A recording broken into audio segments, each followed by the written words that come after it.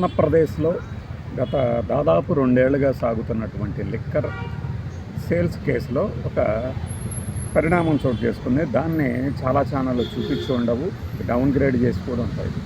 ఎందుకంటే వాళ్ళకి ఇష్టం లేని వార్తల్ని తొక్కిపెట్టేయడం అనేది వాళ్ళకి అలవాటైన విద్య కాబట్టి. అది ఈ సత్యప్రసాద్ అనే ఒక నిందితుడు, అంటే A3గా ఉన్నటువంటి ప్రసాద్కి బెయిల్ ఎలా ఇస్తారు, బెయిల్ ఇవ్వద్దు, అలానే బెయిల్ ఇచ్చే ముందు మాకు కూడా తెలియచేయాలి, మా వాదన వినాలి అని ఒక పిటిషన్ ఇంక్లూడ్ అయింది సుప్రీంకోర్ట్ ఆఫ్ ఇండియాలో. దానిని కొట్టివేసింది సుప్రీంకోర్టు ధర్మాసనం, కొట్టేసింది ఆ పిటిషన్. ఆ తర్వాత అతను సుప్రీంకోర్టు ఈ ప్రసాద్కి బెయిల్ ఇవ్వడాన్ని, అంటే అక్యూజ్డ్ నెంబర్ 3గా ఉన్న ప్రసాద్కి బెయిల్ ఇవ్వడాన్ని, తన పిటిషన్ని ఇంప్లీడ్ అవుతాను అన్న పిటిషన్ని కూడా కొట్టివేయటాన్ని ప్రశ్నిస్తూ ఇంకో పిటిషన్ వేసేది. జనరల్గా ఏం జరుగుతుంది ఇట్లాంటప్పుడు? కోర్టు అసహనం వ్యక్తం చేసింది, విసుక్కుంది అని చెప్తారు. అది ఉంటుందా లేదా అని చదివా, ఉన్నది. అది అసలు సిట్ దర్యాప్తు చేస్తుంది ఆ కేసుకు సంబంధించి. మీరు ఫిర్యాదుదారుడు కాదు, మీరు ప్రతివాది కాదు, మీకు ఏంటి మధ్యలో అని చెప్పేసి, ఒకవేళ సిట్ దర్యాప్తు జరుగుతున్న తీరు మీద మీకు కనుక ఏదైనా అభ్యంతరాలు ఉంటే చట్టపరమైనటువంటి పద్ధతుల్లో వెళ్ళండి అని సూచించి ఆ రెండో పిటిషన్ కూడా కొట్టేసింది సుప్రీంకోర్టు ఆఫ్ ఇండియా. ఆయన పేరు నేను వెతికితే దాసరి సువర్ణరాజు గారు అని తెలిసింది. సరే, ఈ పిటిషన్ ఎలా కొట్టివేయబడినా ఇక్కడ ఈ పరిణామాన్ని గమనించినప్పుడు నెక్స్ట్ ఏం జరగబోతుంది ఈ కేసులో అనేది చూచాయగా ఒక అంచనాకు రావచ్చు మనం. సో అసలు అంటే ఏం జరుగుతుంది అనేది నా అంచనా అంటే, ఈ కేసులో వీగిపోతాయి ఆధారాలు వీగిపోతాయి. కాబట్టి మనం దాని మీద తిరిగి ఇంకొక ఎంక్వైరీకి ఆదేశించే మార్గం ఏమైనా ఉన్నదా అని ప్రభుత్వం భావిస్తున్నట్టు తెలుస్తుంది. నా అంచనా అది. కరెక్ట్ అవ్వాలనే లేదు, నా అంచనా. కరెక్ట్ అయినప్పుడు ఇది మన అంచనా కరెక్ట్ అయిందని చెప్తున్నాం, తప్పు అయితే తప్పు అయిందని చెప్తున్నాం. ఫైన్, ఇది అంచనా. అసలు ఈ కేసు పూర్వోత్తరాలు ఇవన్నీ చూస్తే ఇప్పటికీ చాలాసార్లు చెప్తున్నాం, మేబీ ఒక 20 సార్లు మాట్లాడుతూ ఉంటాం. సెప్టెంబర్ 20న లేదంటే కూటమి ప్రభుత్వం ఏర్పడిన తర్వాత ముఖేష్ కుమార్ మీనా గారు ఎక్సైజ్ శాఖ అదనపు కార్యదర్శిలోనూ ఇంకేదో హోదాలో ఉన్నారు. ఆయన ఒక కంప్లైంట్ ఇచ్చారు.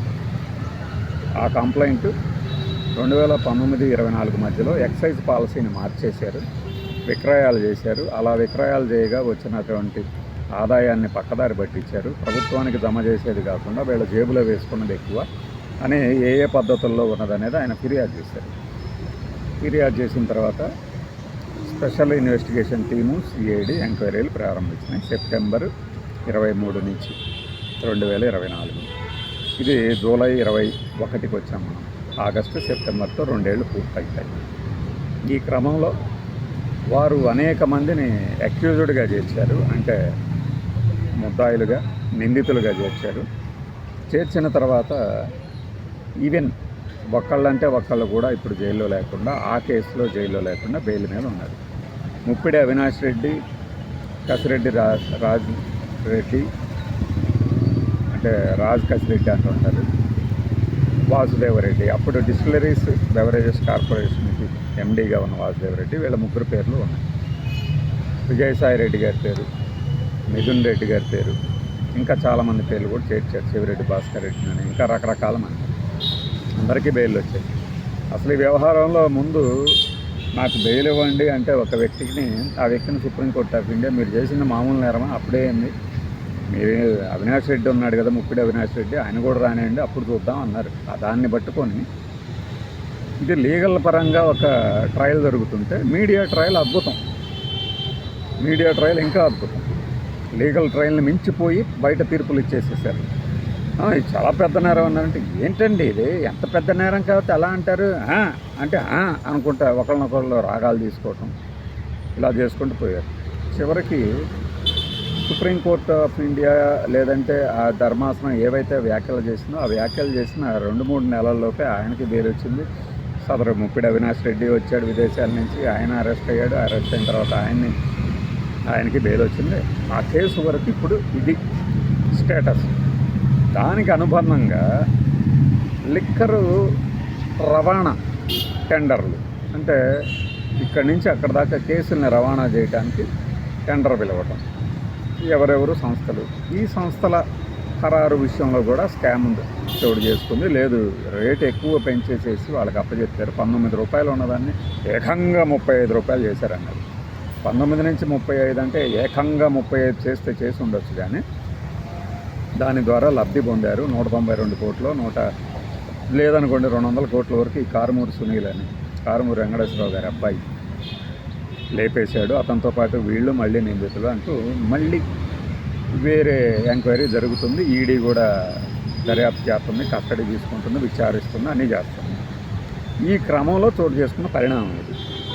సో మనం వేసిన అంచనా ఏంటంటే, ఇది మనము ప్రజల ముందు పలుత్సన కాకూడదు అనే ఒక ఉద్దేశంతో దీనిని ఎలా అయినా లైవ్లో ఉంచాలి, లేదంటేనేమో సదుద్దేశం కోట్ల సొమ్ము ఖజానాకి రాకుండా పక్కదారి పెట్టిపోయింది.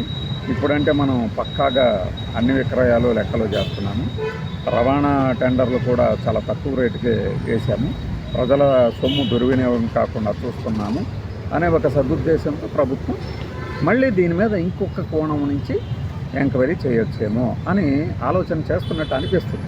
మన అంచనా ఇది. ఎందుకంటే తిరుమల లడ్డూకు సంబంధించి వాళ్ళు ఏర్పాటు చేసిన సిట్టు కుదరదు అంటే, ఎవరు సుబ్బారెడ్డి గారు వేసిన పిటిషన్తో సుప్రీంకోర్టు ఆఫ్ ఇండియా జోక్యం చేసుకొని సిబిఐ వేసాము. సిబిఐ మా ఆధ్వర్యంలో సిబిఐ ఎంక్వైరీ చేస్తుంది, మాకు రిపోర్ట్ ఇవ్వాలి. ఇందులో మీ సిట్టు వాళ్ళు చేసిన దాన్ని తప్పనట్లేదు, సిట్టు నుంచి కూడా మీరు ఎవరినన్నా ఒకళ్ళిద్దరిని ఇవ్వచ్చు అన్నారు. ఇచ్చారు, వాళ్ళతోనే ఎంక్వైరీ జరిగింది. ఆ సిట్టు ఏమని తెలిసింది, దాని మీద కూడా మళ్ళీ రకరకాల శషభిషలు, అది కాదు ఇది కాదు అది అనుకుంటాం. నేనాటి ప్రజెంట్ అసలు ఆ కోణంలో చూసినప్పుడు ఇది వాళ్ళు చెప్పిన ఆరోపించినటువంటి సదరు KOUUU అంటే కొయ్యు గలిపి ఉండలేదు అనే ఒక నిర్ధారణకు వచ్చింది. లేదు అసలు ఎక్కడ చెప్పింది, వాళ్ళు అట్టట్ట చెప్తారు, అట్టట్ట చెప్తారు వాళ్ళు, అసలు అది శాంపిల్ సైజు కూడా అని ఇంకొక ఆయన మాట్లాడుండదు. కానీ ఒకవేళ అది నిజమే అని తెలిస్తే ఈ పాటికి నిందితుల్ని దోషులుగా తెలిసి కోర్టులు ప్రవేశపెట్టేవాళ్ళు కదా. దాని మీద ఇంకొక 1 మ్యాన్ కమిటీ వేశారు. వాళ్ళేం తేల్చారు, శాఖాపరమైన చర్యలకి సిఫార్సు చేస్తే కొంతమందిని సస్పెండ్ చేశారు, కొంతమందిని మళ్ళీ తీసుకొచ్చి మరీ సస్పెండ్ చేశారు. అంటే ఆ కేసు ఇక లైవ్లో లేదు. కానీ నెల్లూరులో సబ్మిట్ చేసిన ఆ ఛార్జ్ షీట్ మీద కోర్టు ఏమని తీర్పు ఇచ్చింది అనే దాని మీద ఇంతవరకు బయటికి రావట్లా. ఆ కోణంలోనే అసలు పరకామణి అంటూ ఇంకొక కేసును తీసుకొచ్చారు. $1 కాజేసేసాడు ఇతడు, పవిత్రమైన పరకామణి కానుకల్ని మాయం చేయడం అంటే ఎంత దుర్మార్గం ఇది మా మీద దాడి, ధర్మం మీద దాడి అని కన్నెర చేశాడు. ఆ కేసుకు సంబంధించి ఆ ఫిర్యాదు ఇచ్చిన అతను ప్రధాన సాక్షి ట్రైన్లో వస్తుంటే అతను చనిపోయాడు, ఎలా అన్నది ఇప్పటికి తెలుసలా. వెంటనే వీళ్ళందరూ కుట్ర ఇది వాళ్ళే చంపేశారు అంటారు. పోస్ట్ మార్టం రిపోర్ట్ ఏమైంది, పోస్ట్ మార్టం రిపోర్ట్ వచ్చేంతవరకు ఆగండి అంటే ఎవరో ఆగలేదు, ఇష్టం వచ్చినట్టు మాట్లాడేశారు. బట్ ఇప్పుడు ఎందుకు మాట్లాడట్లేదు, మరి ఏమైంది, ఆ కేసు ఏమైంది? ఇవన్నీ ఇలా ఉన్నప్పుడు, ఇలాంటి పరిణామాలు చూసినప్పుడు మళ్ళీ మనం రీఎంక్వైరీ కనుక చేస్తే ఆ రీఎంక్వైరీ అనేది 1 year పడుతుంది మళ్ళీ, అంతే కదా.